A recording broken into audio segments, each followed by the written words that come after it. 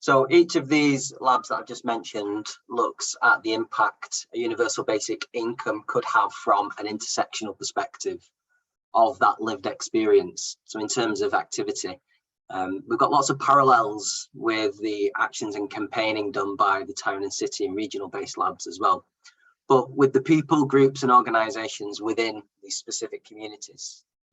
So what is a UBI lab, I hear you ask? Well, essentially a UBI lab is a group of people who work together to explore the impact universal basic income could have on them and their community.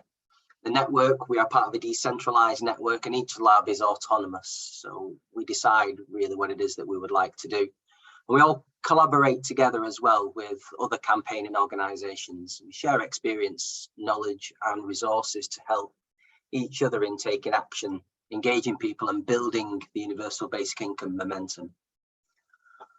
So all of the activities labs work on, we fit roughly into three categories of lab work, movement building and lobbying. So rather than advocating for a specific UBI model or amount, the network's focus is on trialling and testing the impact of a basic income. And that fits into several key areas, such as equality, significantly reducing poverty and acting to address lack of equality for individuals, communities, and across all regions of the UK. We're simple in that we reduce the complexity and cost of the welfare state, making it more supportive and less intrusive. We are democratic, allowing people to contribute to their community and amplifying participatory, deliberative and representative forms of democracy, and also inclusive, ensuring that we leave no individual or community behind and listen to the concerns of others. The main focus of the UBI Lab is to understand, discuss and challenge the food system globally and locally. And tonight, along with your help and the help from our expert panel, we will be specifically addressing food and the current cost of living crisis. So to do this, I would like to introduce you to our fantastic host for this evening, Sabine Goodwin. Sabine is the coordinator of the Independent Food Aid Network, or IFAN, which represents hundreds of independent food aid providers, including over 550 independent food banks operating across the UK. IFAN is calling for an end to the need for charitable food aid through a cash-first approach to food insecurity. So now, without further ado, I'd like to hand you over to Sabine and she can introduce our panel.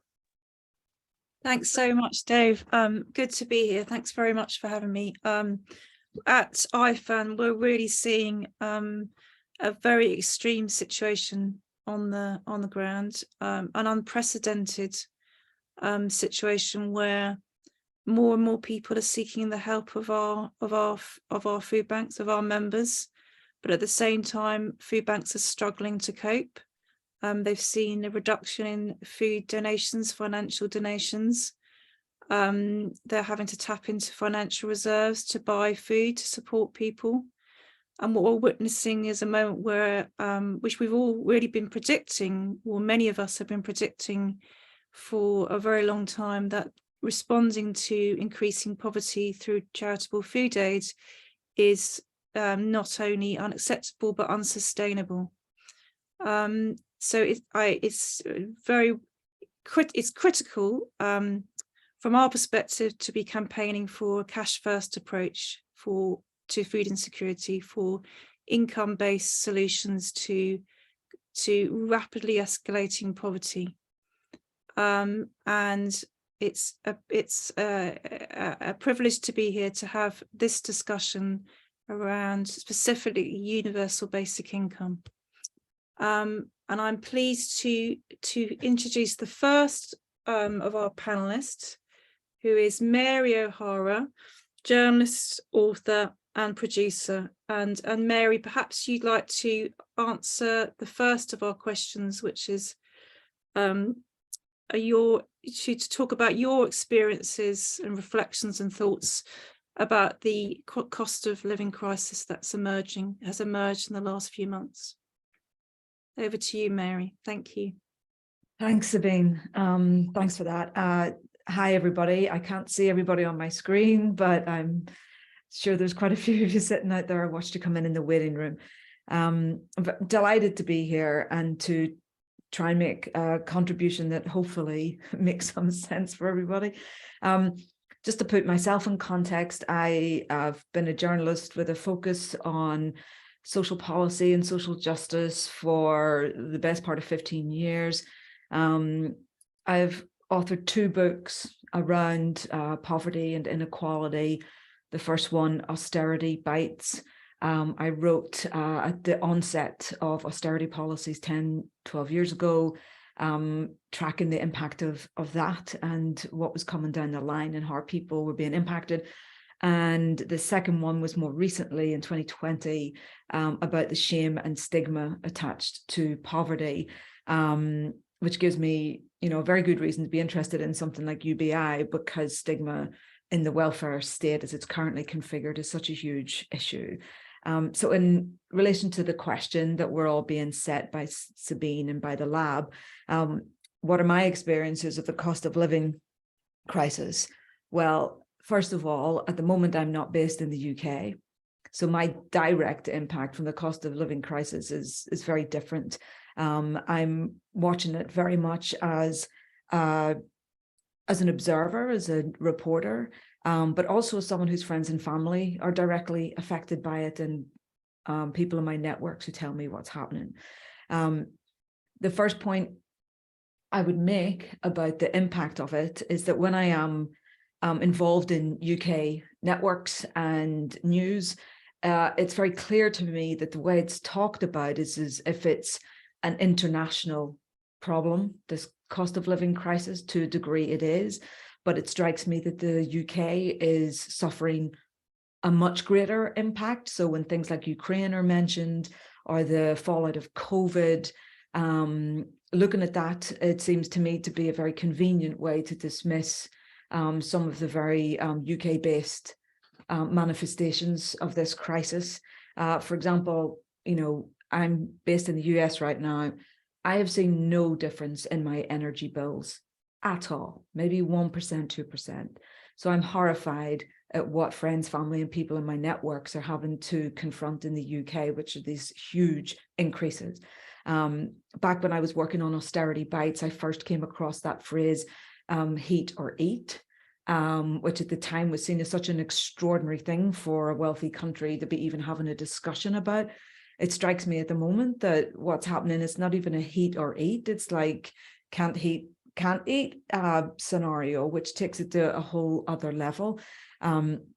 There are people I know who have been struggling for years, who are, reliant on universal credit, on benefits, working low-income jobs, who were already having to deal with massive challenges, who are now basically on their knees. What's happening at the moment has moved people from a, lurching from one crisis to another to be in a state of permanent crisis, which, to use Sabine's word, is unsustainable. I think that's the word that comes to mind for me most. The other thing that strikes me about how different this particular crisis is compared to previous ones is that how it's affecting a much wider net of people. So, people I know who might have considered themselves, pretty stable, had a few savings in the bank, weren't exactly raking it in, but, thought themselves okay, are suddenly finding themselves really struggling. And I think for large chunks of the UK population, that's come as a real shock, that people who could normally ride out the storm, if you will, can't. I hear these stories all the time. People scrabbling to find out where they can make up a difference. Lots of people mention the word frayed. Everything, is frayed at the seams. There's no social safety net anymore. You can't even call it a net. There's just too many holes in it to hold anything. So that is more or less where I'm coming from on this.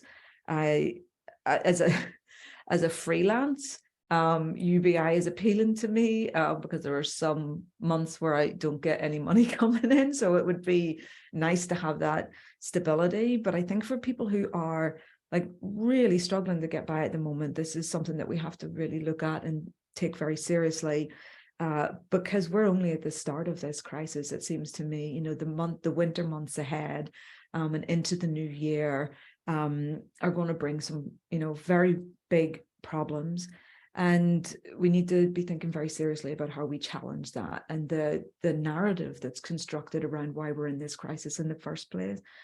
I hope that answers the question, Sabine. Certainly does, Mary. Thank you very much indeed. And I think the idea is that we go to ask for questions at the end of each section. So there's a couple of sections here. And I'll turn now to Lucy Antal. Lucy is Senior Project Manager and Lead for Food Justice at Feedback Global. And Lucy, would you share your reflections, thoughts and experiences of the cost of living crisis as it's emerging now? Thank you. Over to you, Lucy. Okay. Hi, everybody. Normally I would start this by going hi from Merseyside, which is where I'm normally based, but I'm actually in someone else's home in Leeds at the moment because I'm spending a day at Leeds University tomorrow. So if there's any interruptions, I apologise.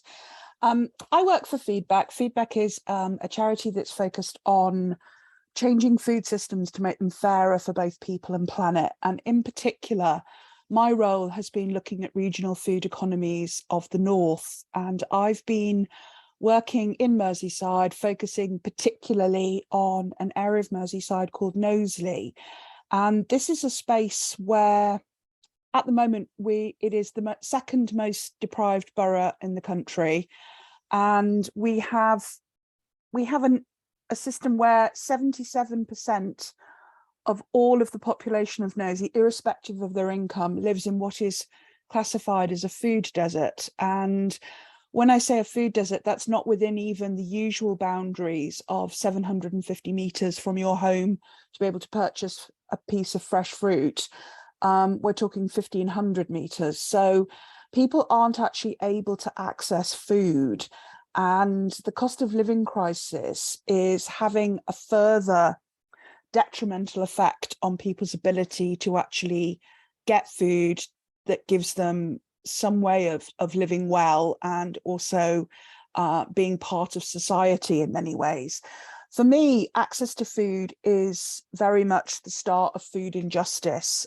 If you can't easily access food, you're already at a disadvantage, irrespective of what the politicians might like to think about levelling up. If you're not eating well, you're not going to learn well, you're not going to learn well, you're not going to earn well, and this continues in this permanent spiral.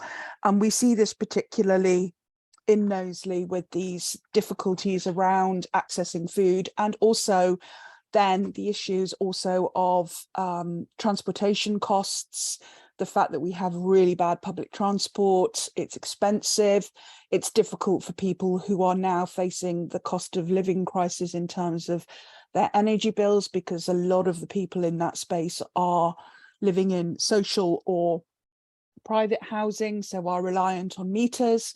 And I've had an example in local tower blocks where we work in Hale Wood, where a group of people are basically moving around each other's flats at different times, depending on who's actually got money to put on the meter so they can have the lights on. And that's the grim reality of what people are facing. We have a 10-year mortality gap in Knowsley, so you will die 10 years younger here. If you make it to 74, you're doing well. If you have children, 33% of all children in Knowsley are living in poverty. And we also have a mortality rate that is linked to that sort of early years, non-eating and all the other things that go with it. Even so, if we're talking about people working, we've got people working, but they tend to earn the sort of living wage or below. And while it was, great that Mr. Hunt was able to tell us that we were going to see benefits increasing and living wage increasing, the fact that he's put it all off till April is deeply worrying and deeply concerning, because that's basically 5 months away. We've got winter coming in. Speaking from a personal thing, as Mary just said, I've just actually had my gas and electricity bill for this month, and I've compared it to last year, and it has actually doubled. So in terms of me using gas and electricity, that hasn't changed, but my bill has gone from £90 to 180 in a year. And you know, I'm not doing too badly, but that's still a lot to take and a lot to manage. And then I look at these families and look at people and think, God, how are you actually managing? So my organisation, we work directly in those communities. Part of what we do is we try and come up with practical solutions around food insecurity. So we have a fruit and veg bus that we take into different spaces to enable people to purchase fruit and veg and use things like Healthy Start vouchers, which at the moment are very underused in Merseyside, mostly because lots of retailers don't accept them or don't know about them, and the PR job that's been done by the government is woefully inadequate. And we also have, we do slow cooker teaching, where we actually crowd raised for slow cookers to hand out to people so that they could cook food that doesn't use as much electricity as previously. So we're all about kind of practical solutions, but I do very strongly feel, and it won't surprise you, that, you know, universal basic income is something that would make such a difference to so many people. And I'm gonna kind of shut up now and let somebody else talk, but I just wanted to, I found this, well, a friend of a colleague of mine sent me this quote before, which I thought was really apposite. It's from Howard Thurman, who was a scion of the sort of civil rights movement. And he said, "It is only when people live in an environment in which they are not required to exert supreme effort into just keeping alive that they seem to be able to select ends besides those of mere physical survival." And that's what we're seeing. We're seeing people who are basically just surviving. They are not living. Thank you. Thank you, Lucy. Yes, so many people are saying no, it's really not a cost of living crisis, but a cost of surviving crisis, having been going through a cost of living crisis for a long time by now. Thanks so much, Lucy, again. And it's my pleasure to introduce Penny Waters, food poverty campaigner extraordinaire. Would you share your thoughts and reflections and experiences, if you would, of the cost of living crisis as it's emerging at the moment?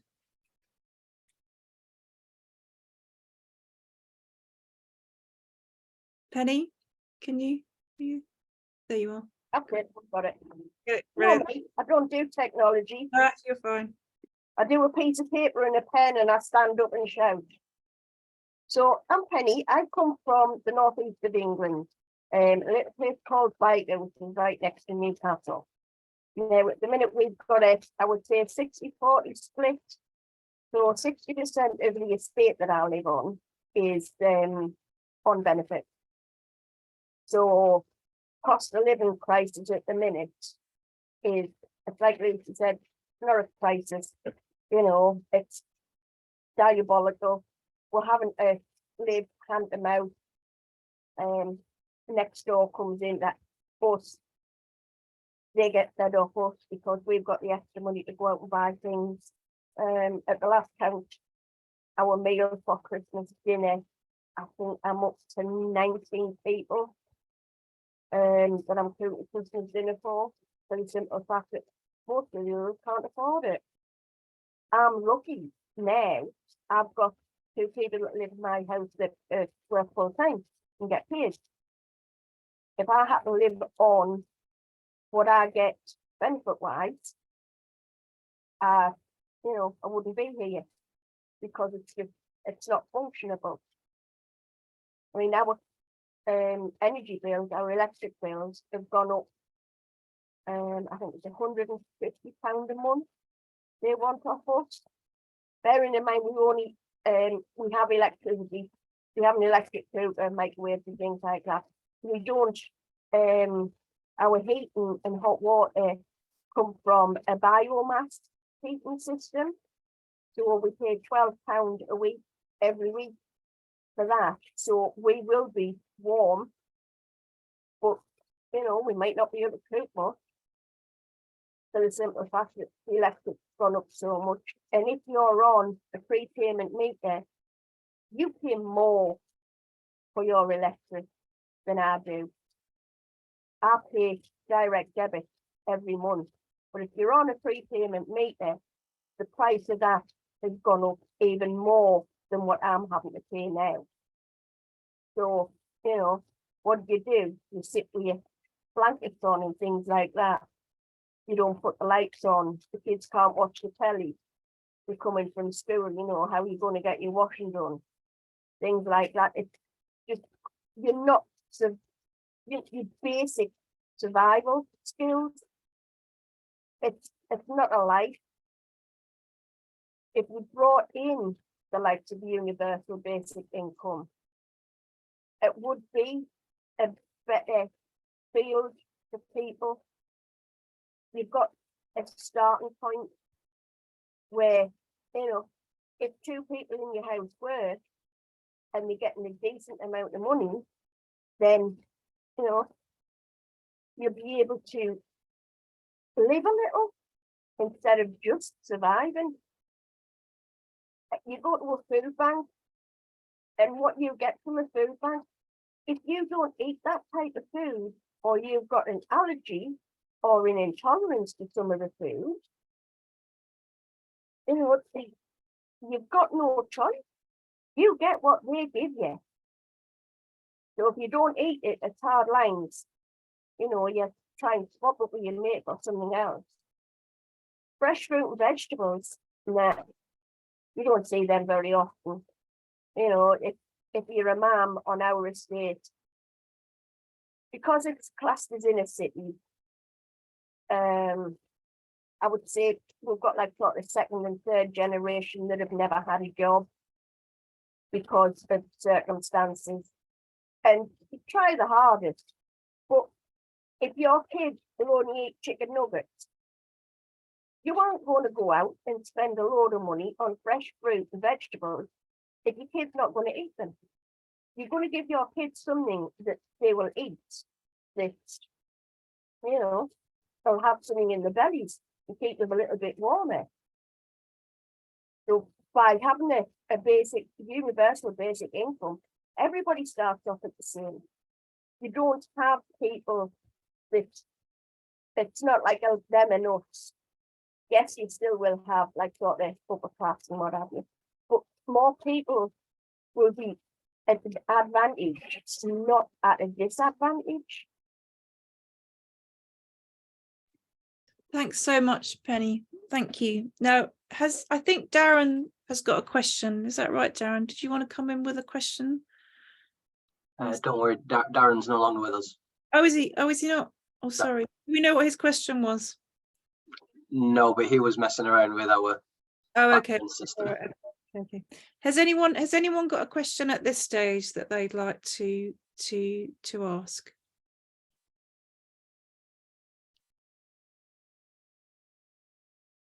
No. So what we'll do is we'll go to the next question that our panelists were going to speak to, and then we can there'll be time. Oh, there is a question here from Reinhardt. Reinhardt, do you want to come in with a question? Reinhardt? Yes, can you hear me? Yes, we can. Thank you very much. It may be a slightly, how should I say, uncomfortable question, but I would like to ask the researchers on this food poverty, whether part of their research is also asking people how much they are politically interested and active. I mean, I raise this question because I'm a German living in the UK, and I'm first shocked about the political electoral system, but also I feel in most countries, the elite is pretty arrogant, but I feel in my experience, the political elite is superbly arrogant in this country. And unless people who are suffering from the system take some action, I mean, this may be, in various ways of political approach. I mean, it is not just, participating in elections, but also raising this issue. So I want to know whether these people who suffer from food poverty, obviously I can understand this is a serious constraint to do anything, but I would like to know, is it researched whether people are active considering, or whether they are just resigned to accept whatever happens? So sorry for this provocative question, but I feel, yeah, unless it's the issue is addressed politically, there is no way forward. Thank you. Thanks so much, Reinhard, for that important question. Lucy, did you want to come in and answer that? Yes, if I may. I think it's a good question, Reinhardt. I'm not a food researcher, so I'm not going to be able to speak with authority and definition about whether or not people actually are feeling that way, because I've done a research into it. But I know from the conversations that I've had with different communities in the space, everybody is very passive. Everybody is very resigned. People almost don't feel they deserve any better than what they already have.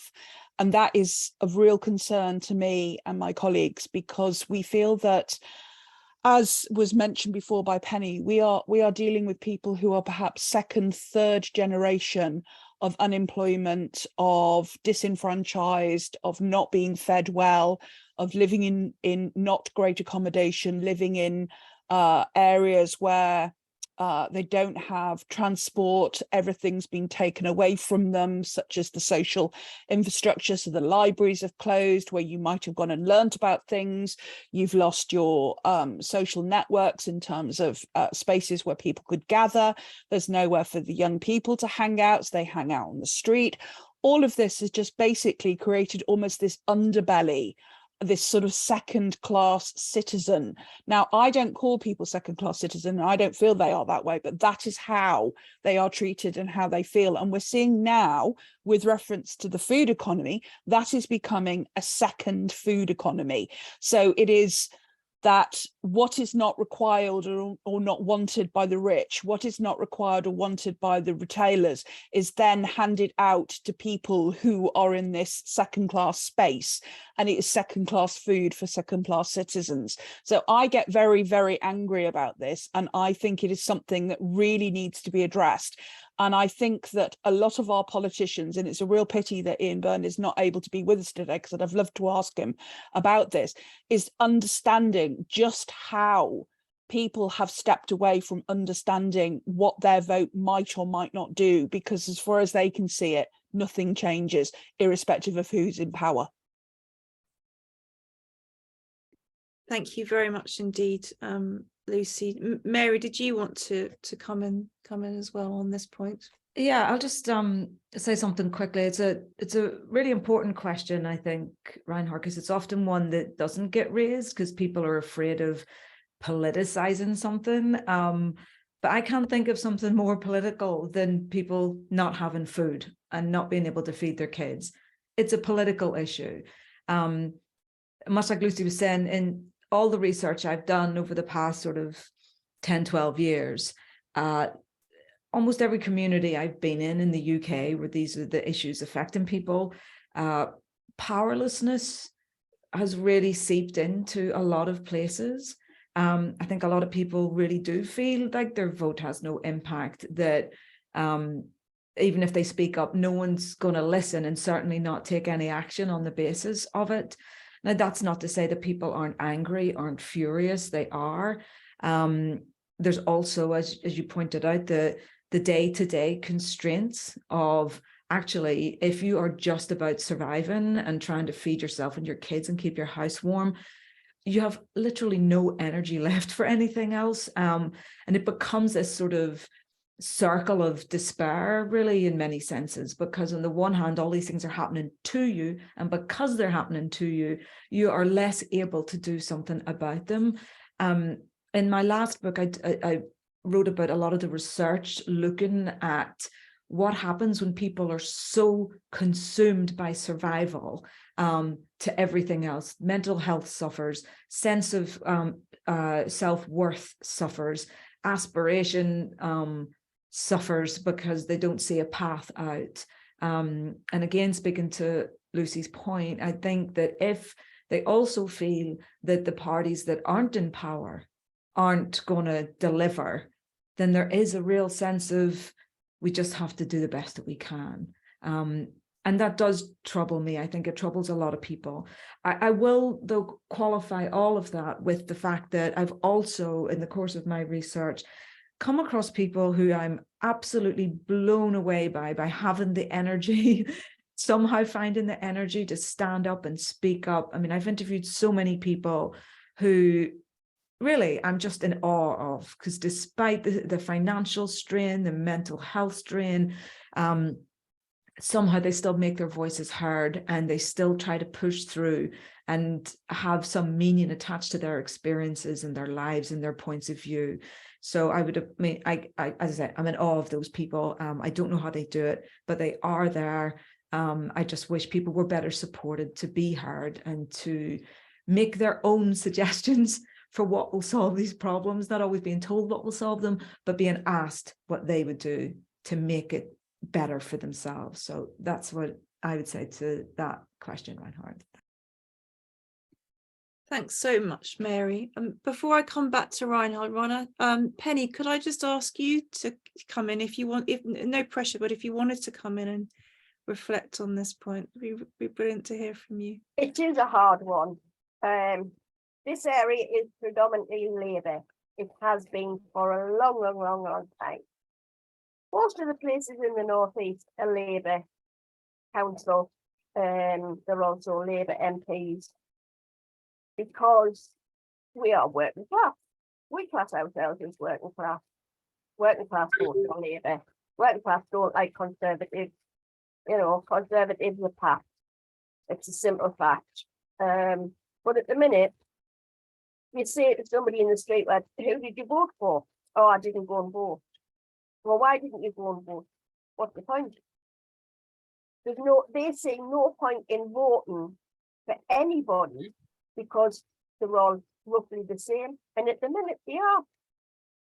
So doesn't matter who you vote for, you know, the little person, i.e. us, are the ones that get shafted 7 times out of 10 with whatever policies and things they come out with.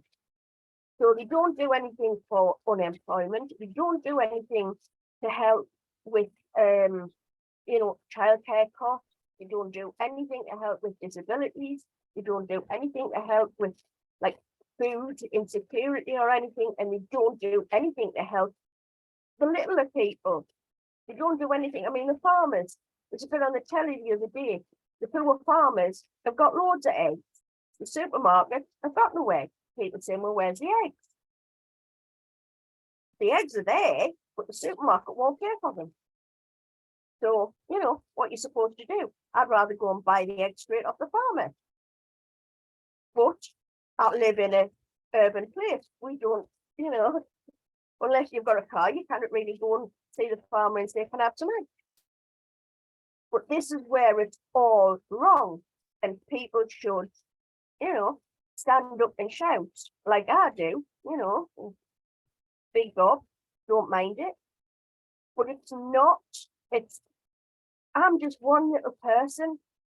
And yes, I can shout very loud, but I'm still only one little person. And yes, I vote every single time we have an election, whether it's council election or whether it's, you know, government election. I will go out and I will vote because I've earned the right to vote. But you just say, have you been and voted? Nah. What was the point? It just heartens. You can't be bothered. It's all the same. They're not going to get any better.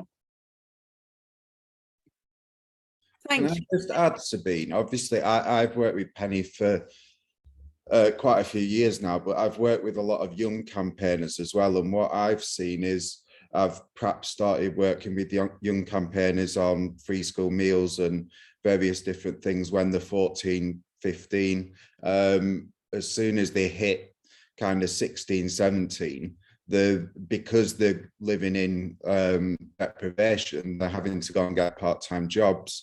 They've got the pressure of caring for parents or other family members or younger siblings. They might not, once they've left school, they might not have IT access at home or gas, electric, all those sorts of things. So then they're then in the same shoes as perhaps the parents were and the grandparents before them, that the pressure on them is they're very much getting by day to day, that they need to walk the child to school and they need to go and collect the mum's medication or whatever. So I think it's not that I've worked with some wonderful young people who are really passionate and can speak out about stuff, but I think once they hit a certain age, I don't think the education system helps. So I've seen lots of people in education that schools perhaps haven't always been supportive of people speaking out and campaigning. It's seen as a bit rebellious sometimes. The curriculum doesn't allow a lot of time for kind of proper debate and discussion. So people end up leaving school, having to go and get a job, and then it's back to that kind of same cycle. That's not to say there aren't some excellent young people out there doing some things, but I'd say the majority of young people who I've seen who've been able to maintain their campaigning into the late teens, early 20s have been from backgrounds perhaps not facing the same amount of deprivation as some of those young people that I've worked with. So I think I think there's all sorts of issues with how adults get into campaigning, but I think if we're wanting to have a generation and bring up a generation who can rebel and can speak out and can debate and can talk about politics, I think the education system and I think a universal basic income, including young people, so there isn't that pressure that they have to get a crappy job that they don't like, and then they're in that same cycle of nothing changes. My mum had a rubbish job and didn't like work. What's the point? It's a sad observation, but I think that's my feeling. Thanks so much, Ben. And thanks, Rebecca and Mary, for your reflection on the fact that trade unionism is growing, which is a positive at the moment. And I'll just, I'll come to Reinhardt, and then if it's okay, I will just add a reflection of my own really quickly. Reinhardt, did you want to come in now again? Yes, I would like to ask a follow-up question. I don't know whether everybody here is aware of ACORN, which is basically a sort of trade union movement for the right to good housing. They're trying to sort of address this issue and take action.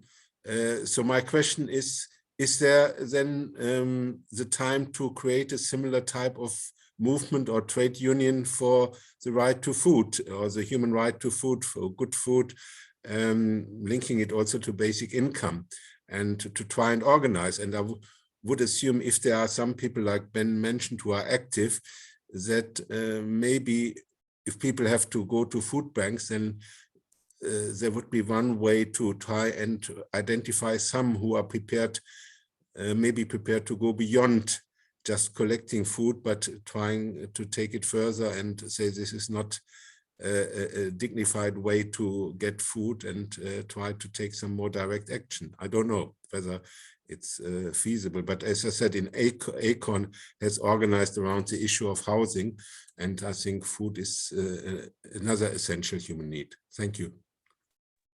Thank you, Reinhard. It's a great shame that Ian Byrne isn't here with us, because he is he's been leading a right to food campaign, and there are right to food campaigns emerging in all sorts of areas across the UK. Just to add a reflection of my own, that I don't know, some of you may know this, but recently the Independent Food Aid Network, Trussell Trust and Feeding Britain collated signatures from volunteers and frontline workers working with the organisations working in food banks, for a letter to the Prime Minister saying that they really wanted to end the need for their services. And so this feels like felt like an incredibly important moment in unifying frontline food bank teams, in saying this isn't what we do not want to be doing this. People shouldn't be having to rely on our services cash first solutions are vital, and we want to see no one needing to use a food bank. So a kind of trade union movements of sorts from the front line that feels really significant, that just happened just a few weeks ago, just to mention that. Has anyone else got any questions, or does anyone here want to reflect, maybe Lucy, on the right to food movements that have been emerging of late? I'm happy to speak briefly. This is something that started on Merseyside and came out of the food bank collections that were going on outside of the football grounds. And a lot of it is also around the issues of what you might call the punitive way of dealing with people who are entitled to and claiming social support. I hate the way it always gets called a benefit. It's not a benefit, it's a social support, and it's something that a lot of people have paid into through their, national insurance and other things, so therefore they have a right to that. But there is unfortunately a very punitive attitude towards people who are claiming support, and there's a move towards sanctioning, so people can be sanctioned for missing appointments, which then means they can lose 2 weeks worth of money. And the whole point behind the right to food idea was that it would stop the ability to sanction somebody so that they are unable to actually purchase food. We've had various sort of, cases in the papers of people who, could be said to have starved to death because they haven't been able to access food due to sanctioning.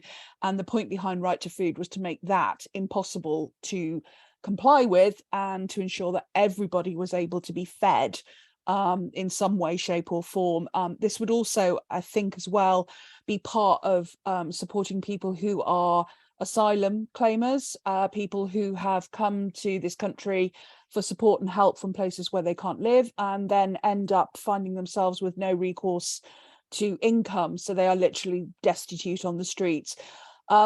All of this is the sort of neoliberal kind of Victorian return to values that the Conservatives keep pushing.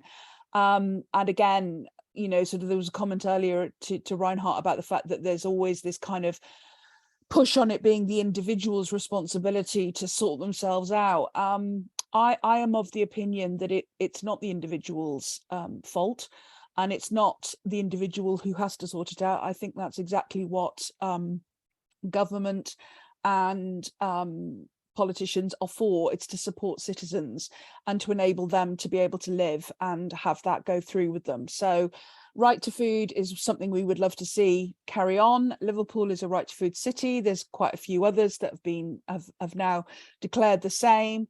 Whether or not we'll get anywhere with this current government, who only knows, but I think it's a one to seriously get behind if you haven't already. Thanks so much, Lucy. And what I'll do now is come to our second question, if that's okay with our panelists, and ask how would UBI address the cost of living crisis, in particular in relation to food? And perhaps I'll come to you first, Mary, if that's okay. Yeah, sorry, just unmuting there. Thanks, Sabine. Yeah, there is so much that is packed into this particular question, and lots of things are just flying around my mind at the moment, and something I meant to say earlier but just keeps biting away at me, because I've written a lot about how these issues are framed and the sort of rhetoric and narratives that are constructed around them. I have a problem with the term cost of living crisis, full stop, because I think it's a very carefully constructed phrase because it softens what is actually happening. It doesn't call it an emergency when it is an actual emergency rather than just another crisis. It suggests that this is something universally experienced by everyone, when we know that if you are well off, if you are financially secure, well, you can take a hit on this. This cost of living crisis doesn't really impact you. When you think about things like the top rate of tax of of 50 going down to 45, an easy mechanism to target people at the top of the tree. I just worry that the framing of cost of living makes it almost so nebulous that it's hard to fight against, because everyone goes, oh, well, it's a cost of living crisis, you know, it's what we have to deal with, it's what we have to cope with. And I just think it's the wrong, I'm not sure I have an alternative, but I'm not sure it's the right term to describe what's actually happening. I think what's happening is much more pointed and much more individually felt, as well as at a community and collective level. In terms of UBI and what it could do in terms of this emergency that we're facing, and in relation to food, I mean, from what I've looked at, whatever model of UBI you're looking at, the intent is very much driving equality and reducing poverty and making sure that people have enough resources to cover the basics, and food is one of the basics. So if people had that guarantee, then I think it would ultimately help people feed themselves and feed their kids.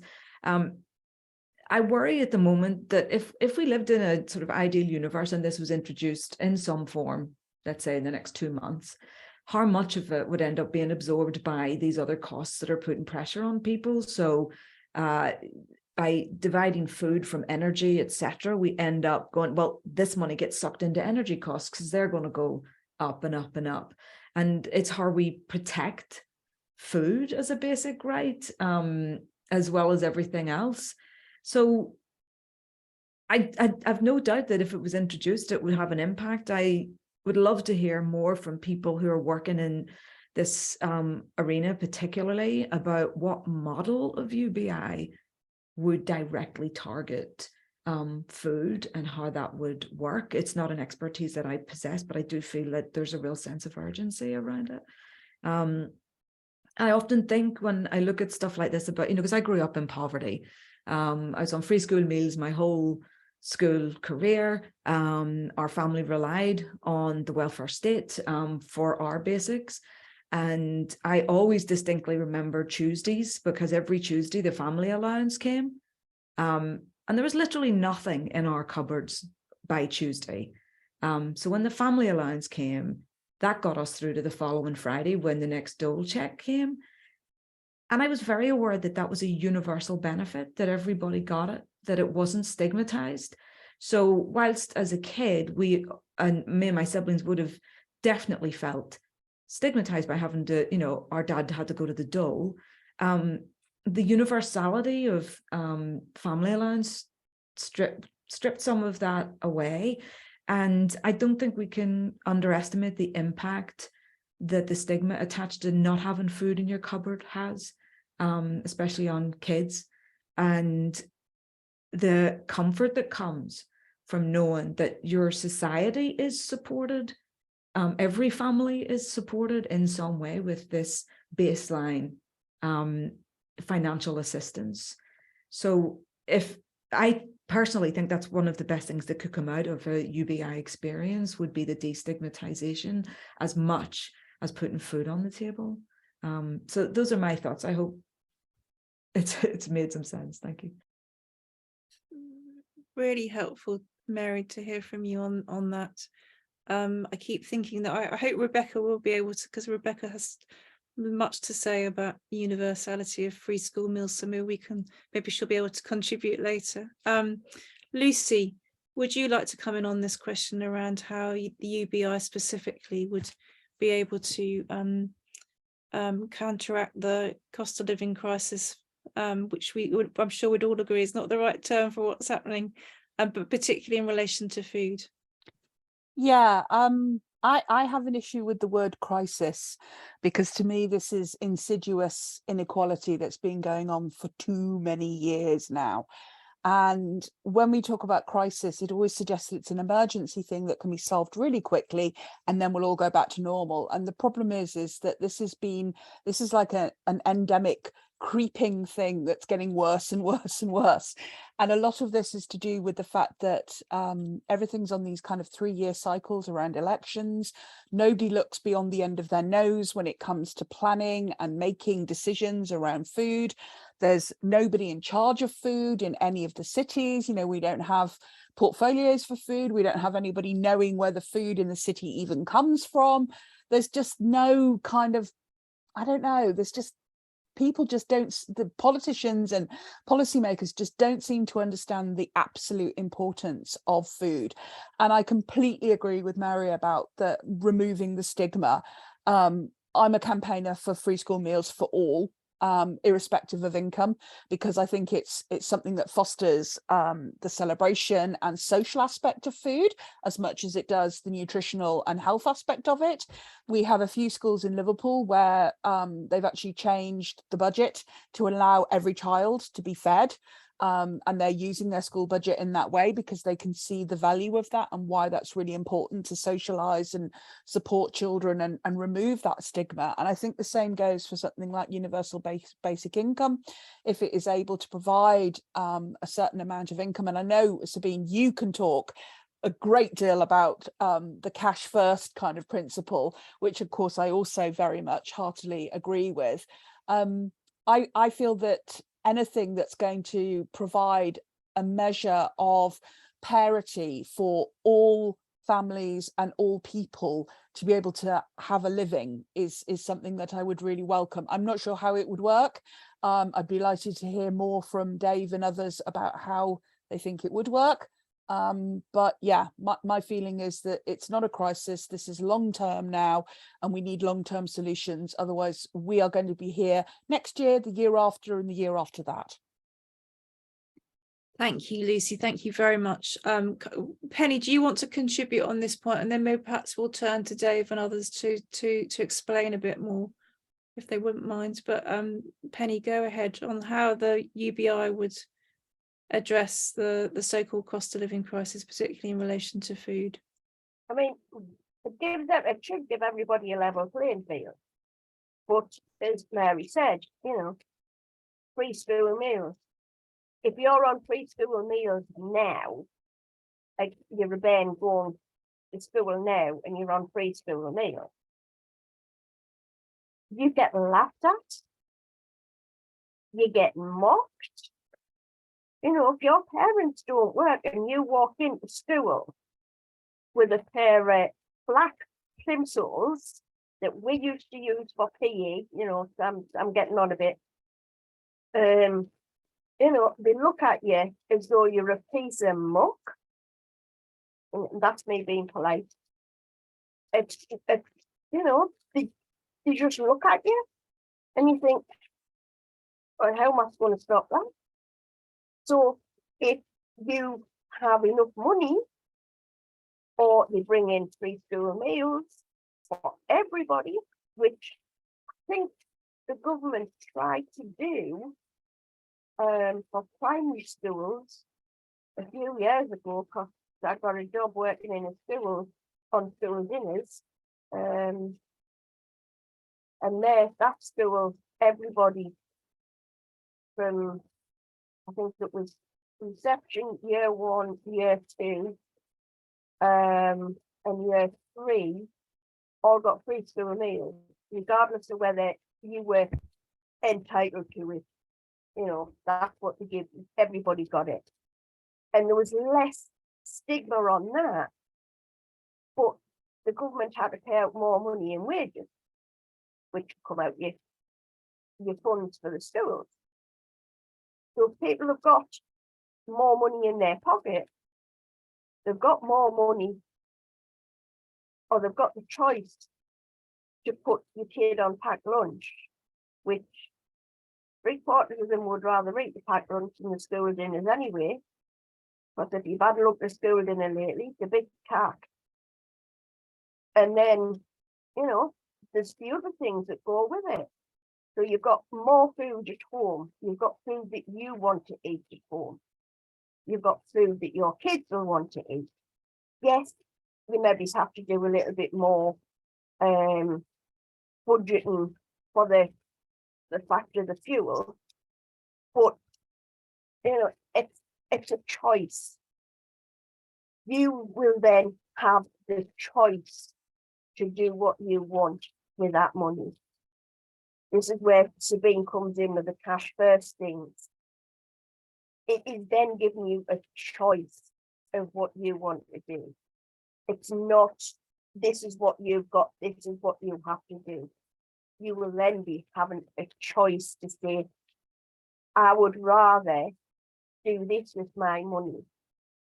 I don't have to go out and buy the cheapest of cheap, because you know that's all I can afford. You can actually go and buy some nice food, which you know everybody's entitled to. Come on, let people have a blink of life. It's not, you know, it's not rocket science. The more people are happy, you know, the better the world is. You know, they stop fighting with each other as much. But it's there. Use it. Do what you have to do. And then, you know, enjoy your bit self. If you want an ice cream, you can go and have an ice cream. Which I can't do, but never mind. Thanks so much, Penny. And before I come to you, Dave, if that's the right person to come to do a bit of an explainer, if you wouldn't mind. Rebecca, did you want to come in on the point of the importance of universality? Would that be okay? Thank you, Rebecca. It's good to see you. Sorry.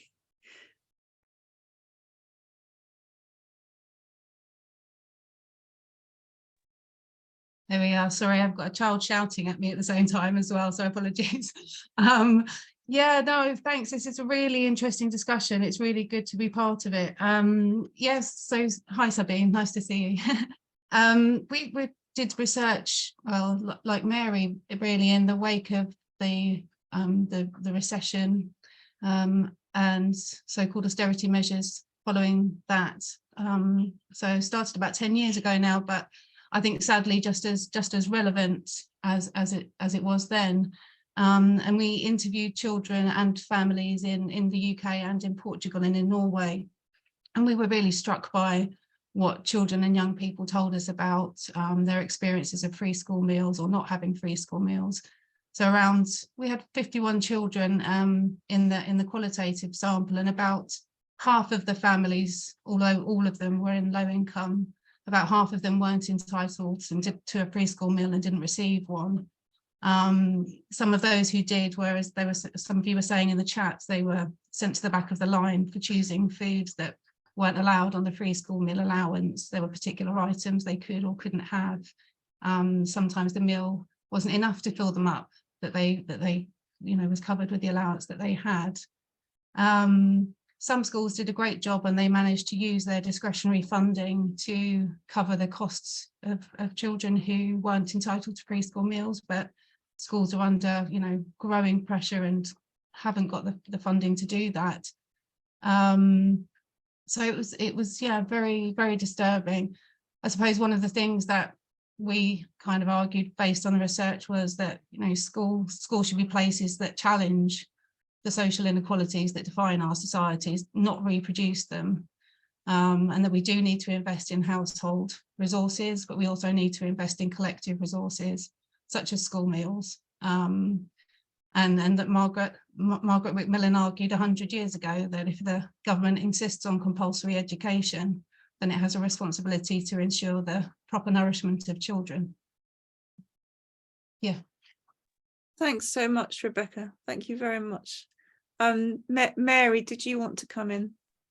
Yeah, I just wanted to add one thing to this, because in the past few years we ended up in like an accidental laboratory with COVID, and so I was writing about what was happening in the UK and the US and looking at what was different. And I always think it's fascinating to look outside your own national boundaries and see what's happening. But one of the things that was always very similar is this long-term rhetoric that if you just give people cash up front, if you just give them money, then they'll spend it on all the wrong things, because guess what? It turns out that people who aren't well off are supposed to be bad decision makers.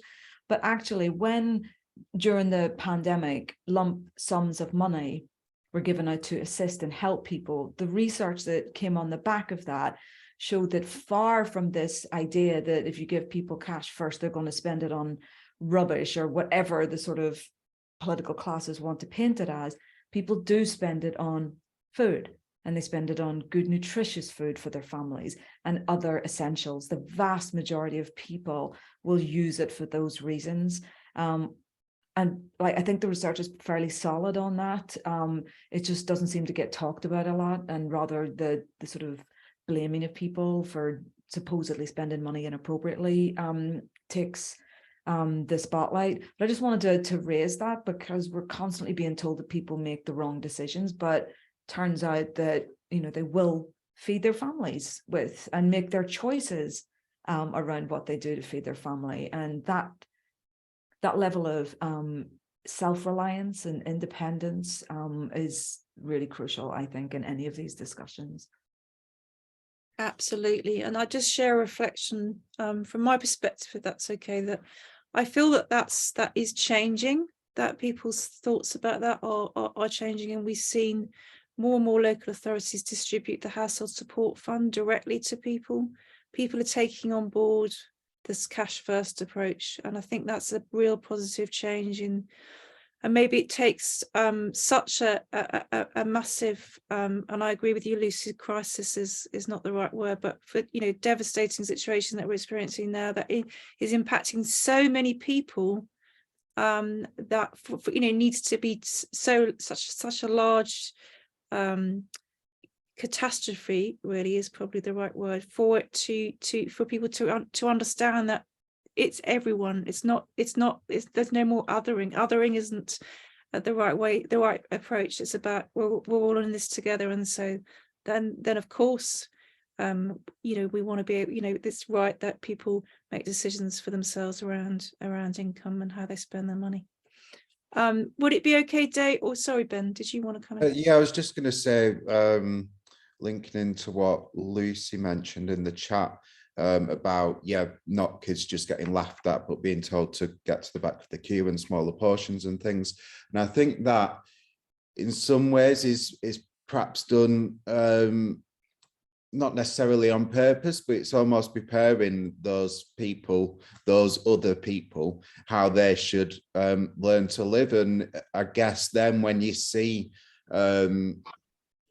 programs on telly or the news saying, oh, well, Asda sells these really cheap meals, and that's okay that we can go and buy all this yellow sticker stuff and it stands out like a sore thumb, but that's all we deserve. And I think it starts off really young, from, yeah, when you're 4 or 5 at school, if you're constantly every day eating something different to what other people are, that's not just about food. It's saying you're going to stay in this little town where there's no opportunity and have a crappy job, and you who can bring whatever they want to eat or can have the most expensive item on the menu is the one who's going to go to college and university. And I think it's really just kind of planting that seed as early as they can, that it's them and us. And I mean, Dave knows what I think about this, but not in relation to food necessarily, but one of my close friends has a 15-year-old son. He was suspended the other day because he didn't have the right winter jacket on. Again, she's like struggling to put money on she's on a prepayment meter, so struggling to put money on the gas, electric. I ended up buying my mate's son a jacket because they wouldn't let him back to school if not. And I mean, I know that's not necessarily related to food, but it is, because perhaps he needs to eat something warmer because his house is cold more often, or they can't dry a wet jacket. And I think it's all really interlinking. But I think it just shows, if schools can still have policies like that exclude kids for not wearing the right stuff, then it's a long way to go in a lot of schools, I think, and I think it's a really good point that Lucy said, that it should be more than just fuel. It's about socialization, it's about being together with your friends, it's about exploring new, yeah, it's so much more than just putting fuel in your belly. But I think sadly the education system doesn't see it like that. Thank you, Ben, and I couldn't agree more. There's a long way to go, but one has to be optimistic to keep campaigning. You know, on that note, you know, we've just about managed to get the government to agree to increase benefits in line with inflation. So how on earth how could you get UBI over the line? How would that actually work? And maybe Dave, you could come in on this. How do we get universal basic income over the line is, I think it's a project in itself. I don't know how far away we are.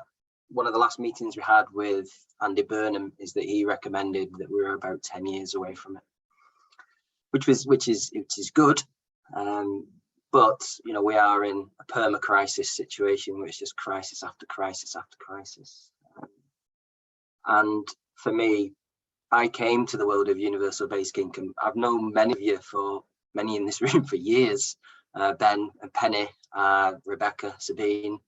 I've read all Mary's books. You know, my work is on food poverty and food bank use. And I came to the realization a few years ago that I keep seeing the same people at the same conferences talking about the same thing.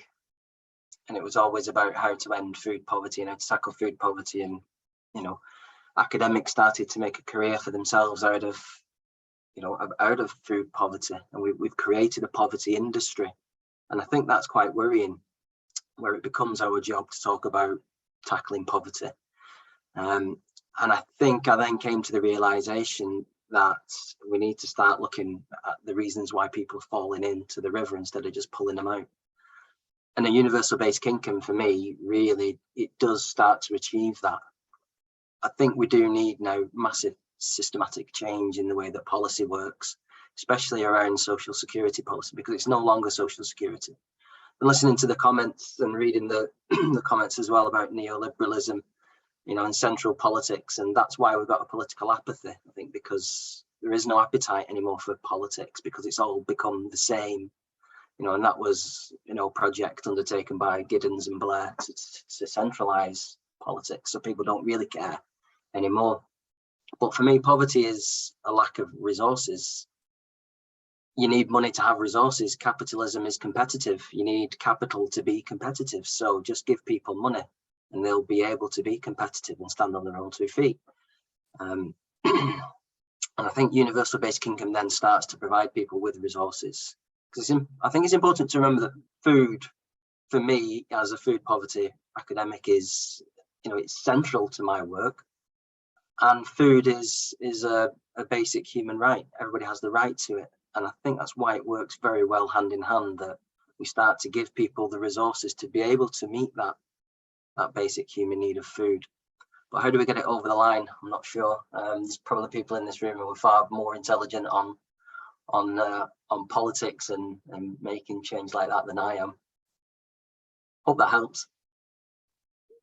Yes, it does, Dave. And does anyone else want to come in on how you might get the UBI over the line in this particular climate? Ben?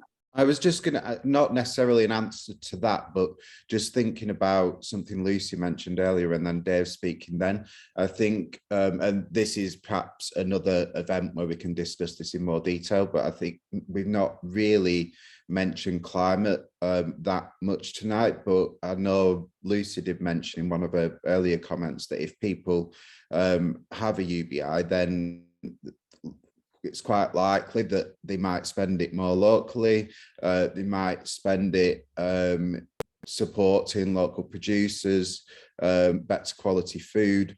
So I think that's another element where I think the climate debate is often a very middle class issue, and people who are struggling to get by day to day, it's not something that they necessarily feel like they perhaps have the energy to get involved in.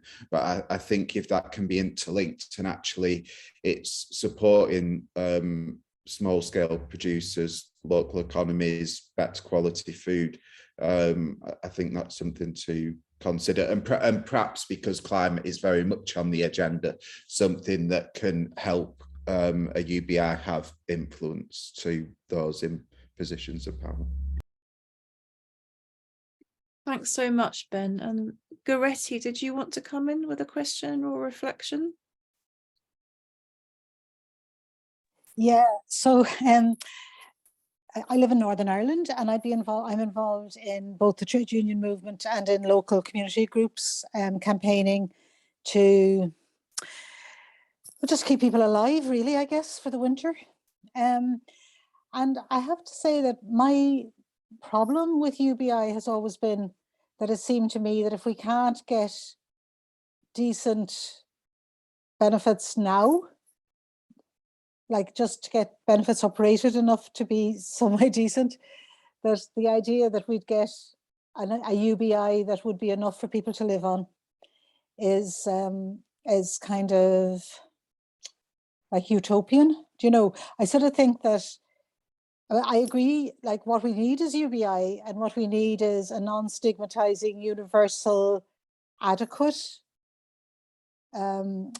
system that ensures that everybody, whether they can do paid work or not, you know, can have a dignified life.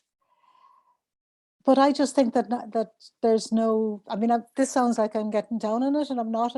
I just think that short of some major reorganization, like some major reorganization of society, that's not going to happen. That sounds like I'm really dumping on it, and I'm not. But I also worry about like people who have additional needs, particularly disabled people, you know, how they would be met, like, because I just how their additional needs would be met, or whether actually they would just be forgotten. So I suppose really I'd like somebody to sort of say that question about how do you get it over the line. I think that's the question that keeps people from campaigning for it, because, and believe me, I mean, Mary will tell you, I'm an optimistic person, you know, I always think change is possible, and we've managed to bring some changes around in Ireland, north and south, over the last, you know, 5 or 10 years that I would have never thought I might see in my lifetime. So believe me, I am an optimist, but I nonetheless think that certainly with the government we have at the minute, it would be impossible. And I don't see any political, you know, short of like a major grassroots kind of revolution, I really don't see it as being something that would actually give us a level of UBI that would actually meet people's needs. And I think that that's something that unfortunately I don't have the answers to, and I've not read the answers to it anywhere. You know, I've looked through all of the literature, and everybody just assumes that somehow or other we'll be able to persuade the same people who are happy to see us people starve to death, do you know, or freeze to death, that somehow or other we can persuade them to take a different approach to UBI. So yeah, so I suppose in the meantime, I think that we do have to build any kind of, and you know, blow on any spark of community activity, of community resistance, and push particularly the trade unions to include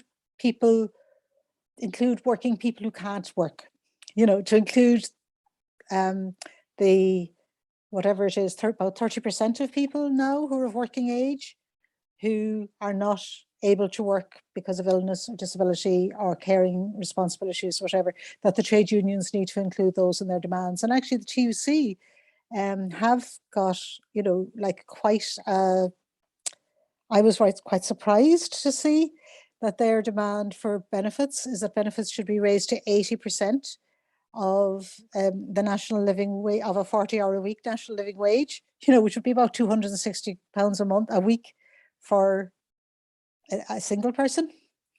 And I just wonder whether for now that might be more worth kind of campaigning for. Anyway, sorry for being a bit garbled about all of this. Not at all. It was brilliant to hear from you, Guretti. So you're saying, let's aim for something that is as realistic as possible, as a first step potentially towards UBI in the future, and we are a very long way away from that, getting to that first step at this point.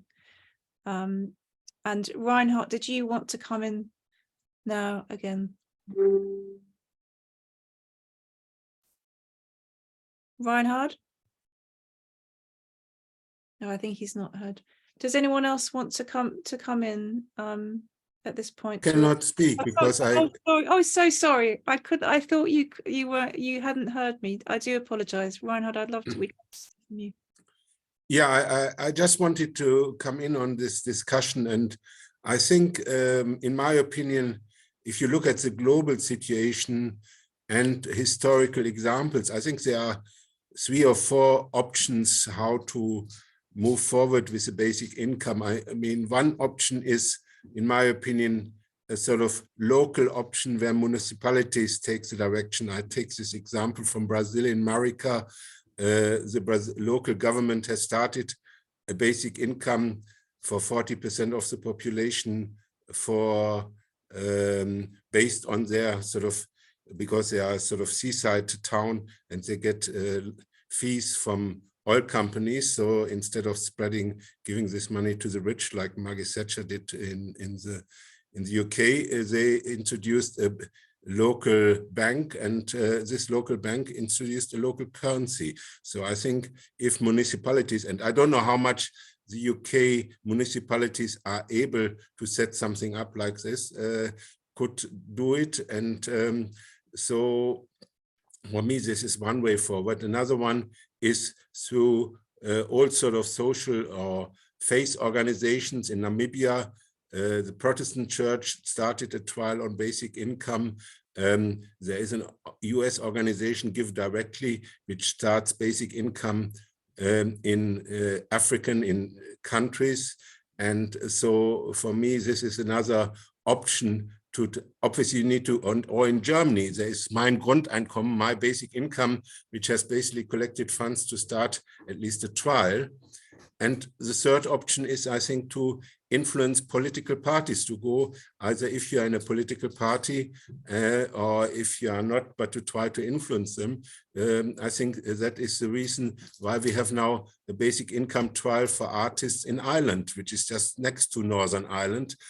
So because there are certain political parties who are strongly in favor of basic income. And for me, the fourth option is, and that's why I originally asked this about what do hungry people do? Do they take action, or people who lack food, to start a mass movement? Like in Catalonia, a basic income trial is now started because I think there is a strong movement in support of more social justice. And I would also use the historical example in Germany about social health insurance. It wasn't introduced because Bismarck liked social health insurance, but exactly because he was afraid of a political revolution by trade unions and others. So he decided to take the steam out of the pot and of the pressure cooker and introduce social reforms in order to, sort of counteract this sort of strong social movement. So for me, these are, four examples of 4 different types of strategies, and they can be all, in my opinion, be tried to test at the same time, and it may differ from country to country and situation to situation, which is more appropriate. Thank you. Thank you so much, Reinhard, and thanks too to Ben and Paul and Mary for their contributions in the chat. And I think Johnny wanted to come in. Is that right, Johnny? You had a contribution to make? Yeah, I just thought I'd endeavour to answer the emergency crisis in the room question. That may be grey and shaped, but probably suited rather than big ears and a trunk. I think it's very hard to answer because of the complexity of what we're talking about, and I think that's one of the biggest issues we have nowadays. Is, and we talk about this quite a lot at Opus, is you can't solve can't solve problems like we used to, and our attitude to solving problems is kind of like the Victorian approach to trying to solve a problem, where you kind of point at it, identify it as a problem, fix it, and then move on to the next thing. And we can't do that anymore because everything is so kind of intertwined and interwoven. Actually, what we're talking about is kind of unpicking that while trying to come up with a solution that is equally as complex and intertwined. And I think one of the reasons why universal basic income is up there as kind of moving towards the end of the continuum of first order problems, where we're talking about like the climate emergency is a first order problem, as is the kind of survival crisis that we're all facing. But I think having the ambition to aim for the world as we would like to see it, as well as tackling the fires that we're trying to put out now, is part of that complexity. We need to be doing the things that are further down the line and the things that we need to be doing immediately at the same time, because if we just tackle the immediate, it'll just come back round and smash us in the face again. And if we look too far ahead without tackling the immediate, we're also stuck because we're losing the battle as we go along. So I think the best way to look at that is to think about it in terms of how do we create the conditions for change, because it's incredibly hard to predict how things play out, and it's incredibly hard to be in a position with enough power to be able to dictate how things play out. But we can all collectively work on building momentum and critical mass around the conditions that will kind of point the direction of the tanker on a heading that's more conducive to things changing for us to be the way that we want to be. And I think that's part of what we do within the network, is kind of going, how do we have enough ambition to try and achieve something that's within our reach but ambitious, and then how do we scale that up? And by connecting together and joining the dots between our kind of networks and circles of influencers, we start to build enough momentum and critical mass that starts to push us in a direction of change. I think that's very unlikely to come with the current administration that we have, but that's just kind of something that we have to take on the chin. Like, we're not going to persuade them to do things differently, as so many people have talked about this evening. It's on all fronts that they're doing this. It's not just about food. It's not just about like the energy crisis. It's every front. It's their ideology. It's their way of seeing the world that is fundamentally flawed. And the brutal reality is that change is born out of crisis. Like, pretty much everything that has changed has been born out of a crisis in the first place. And it's not that we wish a crisis to happen in order to be able to change things, but in spite as overwhelming and as kind of awful as it feels a lot of the time, that in itself has an inherent like opportunity in order to change things. And the universal basic income was a lot further away 2 or 3 years ago, and I reckon we've come almost a decade's worth of campaigning through the pandemic in terms of the progress we've made, because everyone's been thrown into a similar situation and appreciated the problems, and therefore, having acknowledged and seen them, is more willing to change. So in terms of how do we get this over the line, I think there's less of a resistance to the idea and maybe more of a resistance to how do we achieve this. And the more people we can bring on board of the need for it, we shift the Overton window around the politicians and the people that do have maybe some of that power or influence to change policy.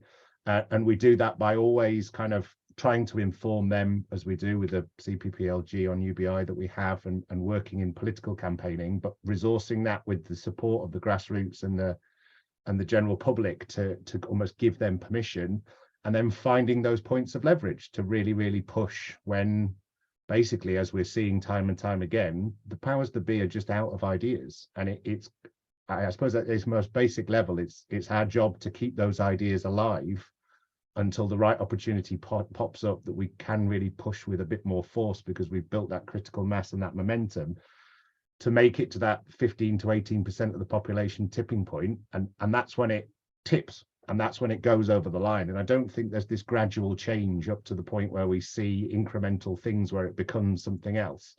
There'll be a load of energy and effort that goes into this massive buildup, and then it'll just get to a point where it'll tip, and everything, I think, will eventually happen quite rapidly. That may require a Labour or coalition government as a kind of likely direct route. But I think our job in the circle of influences that we have is to try and create as much of those conditions as possible that at least orientates us towards the direction of travel that we would like to go in. And just to very quickly pick up on one of the previous comments, the UBI Lab Disability has done quite a lot of work around a UBI plus model to ensure that those concerns that were raised would not happen. Thank you so much, Johnny. Thank you very much indeed. Dave, can I ask, can we have one more contribution, or are we running out of time? Because I know Tamara wanted to say something. Yeah, no, that's fine. Well, Lucy needs to leave at 7:30, I believe. So I don't know if Lucy wants to start in before.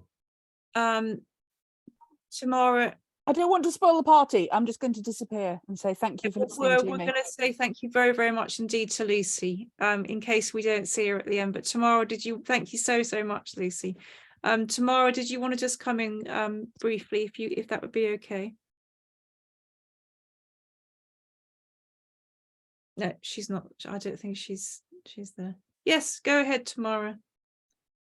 Oh, all right. So now I'm unmuted. I couldn't unmute myself before.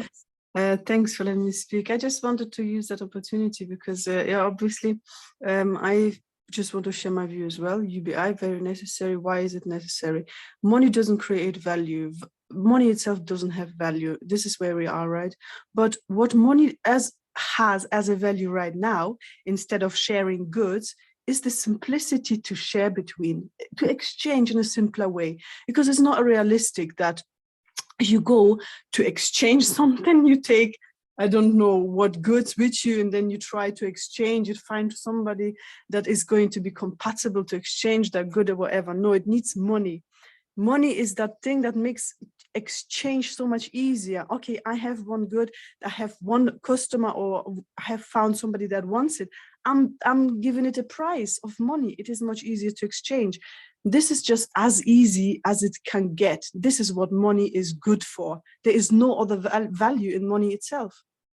So, and we need that to do any exchanges and whatsoever. Sometimes it is really as simple as that. For small businesses, for people that are just, you know, having kids, etc., doing things from their home, for simple life, it matters so much.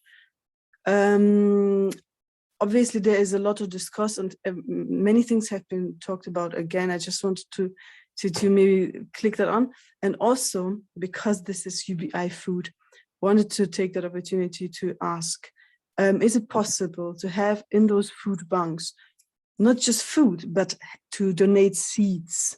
Because seed will create gardening, will create community, will create that experience of growth. I'm really, I love gardening. It gives me so much pleasure when you see a plant grow, etc. I know it has so many benefits to mental health, to community, to, you know, health-wise as well, because your produce tastes so much better. Because obviously we cannot say, okay, they are the producers, they have to keep on producing, because we have a crisis with the producers as well. They're having restrictions now with the chickens, etc. For example, they're not allowed to do it in a certain way as before, because we want climate justice, we want animal justice, we want welfare for everybody, not just people. We want justice, right? So what's the solution for me? If we can donate seeds, make people grow in parks, in gardens, I think that's going to be a big contributor. So please, if I can anyhow help with it, organic seeds, etc., to donate those and have those kind of donations going, I would love that. Thank you so much, Tamara. I'd add that, you know, seeds to agencies, so we could take food banks out of the equation potentially, but you know, that's a really, really good point, and thank you, points that you made, Tamara, of course, and thank you, James Locke, for your rapid fire points in the chat, much appreciated. And I'll take the opportunity now to say thank you so much to Mary O'Hara for joining us. Brilliant to meet you. I'm thrilled to meet you after all these years at last. And Penny, fantastic to have you today. It's super to see you again after all these years. And thanks so much to Dave and Ben for inviting me to take part today, and look forward to hearing further news. And Dave, do you want to finish off with some next steps points? Yes, thank you very much. And yes, so on behalf of all the panelists as well, and just echoing Sabine, and on behalf of the UBI Lab whole network as well. I know that some people from the rest of the network are here too. So I hope you found this discussion has been interesting, and that possibly it has maybe provided some form of food for thought, and there is a pun intended. This has been our second webinar, and we're planning to hold more webinars in the coming year with discussions around how universal basic income can work within the local and the global food economy. I know most of our conversations tonight have been, in my head anyway, UK focused, but our food system is global. So as the UBI Lab Food Network, lab, we do aim to take a global approach as well. So we're always interested to hear from you too, our amazing audience, and we really do thank you very much for your participation and your interest in our subject, and we'd like to hear from you further following this event. So maybe you've got some ideas for some follow-up events as well, or would you'd like us to discuss them, or would you like to be involved in our lab if you're interested in food and understanding the universal basic income approach to tackling problems within the food system. Would you like to help? And to help us do this, we've got a Microsoft form for you to complete, which will just be in the chat now, but we'll also send it as a follow-up email as well to everybody who's on the Action Network sign-up list as well. So as the UBI Lab moves forward, we do aim to hold these regular meetings on intersectional and sectional issues as well around food, recognising that food does play a central role in communities, and we hope that you can join us on our next adventure. Thank you very much for tonight, and thank you once again to the panel. We'll see you all next time. Thanks a lot. Everyone.